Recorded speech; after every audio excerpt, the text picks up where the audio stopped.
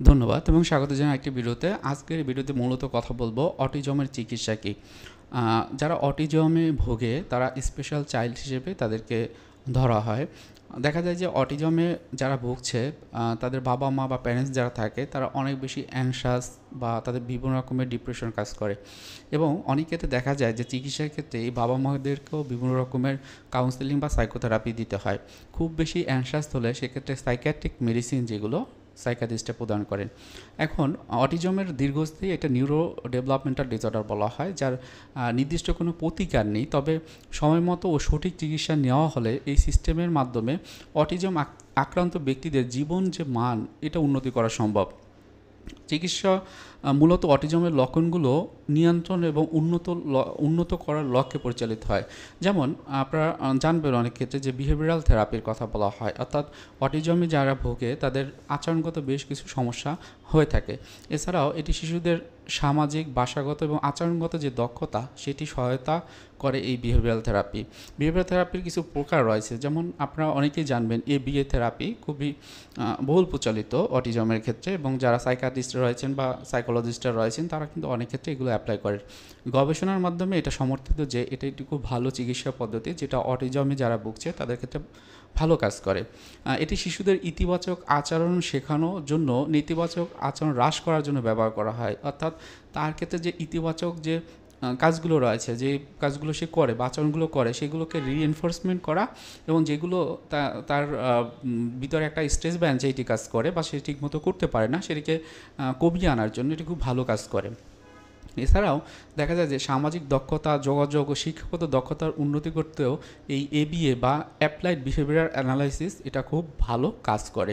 তারপর অনেক ক্ষেত্রে দেখা যায় যে বিবিটি অর্থাৎ ভার্বাল বিহেভিয়ার থেরাপি, এই ক্ষেত্রে কী হয়, এই থেরাপির ক্ষেত্রে শিশুর ভাষাগত যে দক্ষতা বিকাশে সহায়তা করে এবং এর মাধ্যমে শিশু ভাষা ব্যবহার করে নতুন নতুন শব্দ সে শিখতে পারে।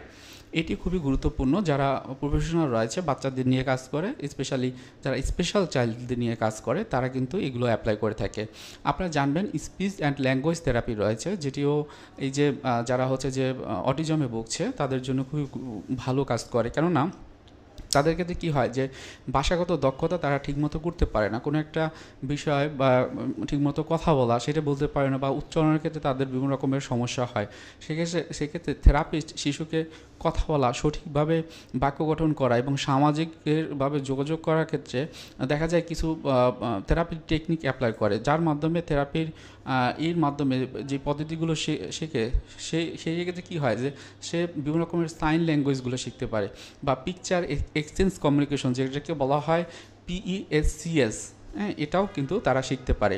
আপনারা জানবেন যে অকুপেশনাল থেরাপির কথা বলা হয়। এর মাধ্যমে কি হয় যে ওই যে ব্যক্তি সে খাওয়া দাওয়া করা, পোশাক পরা, ব্যক্তিগত যত্ন যে দক্ষতা সেটি তারা শিখতে পারে। তাদের ইন্দ্রিয় প্রাপ্তর যে সমস্যাগুলো অনেক ক্ষেত্রে কী হয় যে সেগুলো কিন্তু হ্রাস পায়, এবং শারীরিক এবং মানসিক দক্ষতার ক্ষেত্রে এটি খুব গুরুত্বপূর্ণ ভূমিকা পালন করে।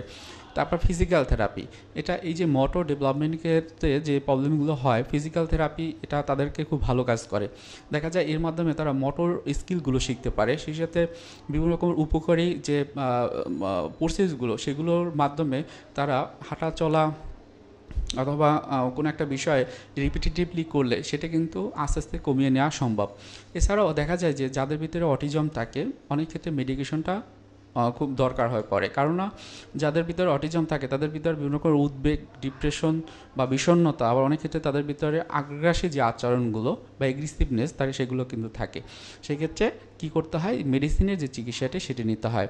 ডাক্তার প্রয়োজনীয় যে চিকিৎসার ক্ষেত্রে এই ওষুধের যে চিকিৎসাটি সেটি কিন্তু তারা প্রদান করে থাকে। অনেক ক্ষেত্রে অ্যান্টি অ্যাংজাইটি মেডিকেশন দেওয়া হয়, যেটি তাদের ভিতরে উদ্বেগ এবং সামাজিক ভীতি এটিকে আস্তে আস্তে কমিয়ে দেওয়া যায়। আবার অনেক ক্ষেত্রে অ্যান্টি ডিপ্রেসেন্ট ব্যবহার করা হয়, যেটা ডিপ্রেশন এবং মনোবল বৃদ্ধির জন্য খুবই ভালো কাজ করে। অ্যান্টি সাইকোটিক মেডিসিনেরও অনেক ক্ষেত্রে দরকার হয়, কারণ তাদের সমস্যাগুলো গুরুতর হলে, অর্থাৎ সে আচরণ যখন করে সেটি খুব বেশি ভায়োলেন্ট থাকে অথবা এগ্রেসিভ থাকে বা ফ্রুটফুল থাকে না, সেক্ষেত্রে কিন্তু তাদেরকে অ্যান্টিসাইকোটিক মেডিকেশন দিতে হয়। অনেক সময় যেটা হয় যে ফ্যামিলি সাপোর্ট অ্যান্ড এডুকেশনের কথা আমি বলতে যাচ্ছি, কেননা অটিজম সম্পর্কে ফ্যামিলির যারা মেম্বার থাকে তারা কিন্তু হয়তো পর্যাপ্ত যে শিক্ষা বা যে জ্ঞানটি সেটি থাকে না, সেটি সাইকো এডুকেশন হিসেবে একজন প্রফেশনাল দিয়ে থাকেন। এবং দেখা যায় যে এটি করা হলে হয় কি, যে পরিবারের যে সদস্য থাকে তাদের ভিতরে বিভিন্ন রকমের অ্যাংজাইটি বা বিভিন্ন রকমের ডিপ্রেশন কাজ করে, এবং সেটিও তাদের ক্ষেত্রে এটা তারা বুঝতে পারে, যে অ্যাওয়ার হয় যে আসলে আমার বাচ্চার প্রোডাক্টিভিটি কতটুকু, আমি কি কি করলে তার জন্য ভালো হবে। তখন কিন্তু তারা আরও ফ্যাসিলিটেট করতে পারে তার সন্তানদের, এবং সন্তানরা আস্তে আস্তে তাদের যে অ্যাক্টিভিটিগুলো স্মুথলি এবং খুব ভালোভাবে করতে পারে, তো স্ট্রেস বা অ্যাংজাইটি ছাড়া। এরপর যেটা হয় যে এডুকেশনাল সাপোর্ট খুবই ইম্পর্টেন্ট, এটি ব্যবস্থা কারা করবে, যেমন স্পেশাল যে স্কুলগুলো রয়েছে সেখানে কিন্তু তারা এগুলো পেতে পারে। তাহলে এখানে দেখা যায় ইন্ডিভিজুয়ালাইজড এডুকেশন প্রোগ্রাম বা বিশেষ শিক্ষকের সাহায্যে শিক্ষার ব্যবস্থা কিন্তু নিশ্চিত করা যায়। আপনার সন্তানকে হয়তো এই স্পেশাল যে স্কুলগুলো রয়েছে সেখানে যদি ভর্তি করাতে চান, অনেক ক্ষেত্রে অনেকের ফাইন্যান্সিয়াল কিছু ইস্যু থাকে বা অন্যান্য যে বিষয়গুলোর কারণে হয়তো বা দেখা গিয়েছে যে নিজেদের উদ্বিগ্নতা বা নিজেদের ভিতরে কনফ্লিক্টের কারণে এটা সম্ভব হয় না। তবে আমি বলবো যদি এরকম সম্ভব হয়, সেক্ষেত্রে দেখবেন যে আপনার বাচ্চার যে একটা ক্রিয়েটিভিটি বা তার যে নিজের ভিতরে যে একটা সৃজনশীলতা বা দক্ষতা থাকে, সেটাকে সর্বোচ্চ ব্যবহার করা যায়। হয়তো হয় কি যে তার ব্রেনের বিভিন্ন রকমের অ্যাক্টিভিটি করার ক্ষেত্রে, ব্রেনের যে কাজ বা ফাংশনগুলো সেগুলো করার ক্ষেত্রে একজন প্রফেশনাল খুব ভালো কাজ করতে পারে।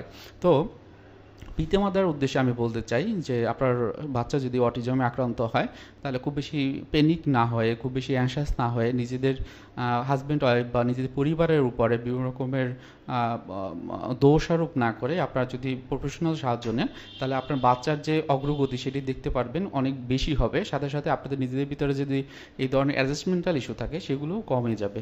তো আজকে ভিডিওটি এখানেই রাখছি। কারো কোনো প্রশ্ন থাকলে কমেন্টে জানাবেন, এবং আমি বলবো যারা হচ্ছে যে এই যে অটিজমের বাচ্চা যারা থাকে বা অটিজমে আক্রান্ত, তাদের পিতামাতা বিভিন্ন রকমের অ্যাংজাইটি বা বিভিন্ন রকমের উদ্বিগ্নতা থাকে, তারাও চাইলে কাউন্সেলিং বা সাইকোথেরাপি নিতে পারে, সেটি তাদের মানসিক এবং শারীরিক ক্ষেত্রে খুব ভালো কাজ করবে।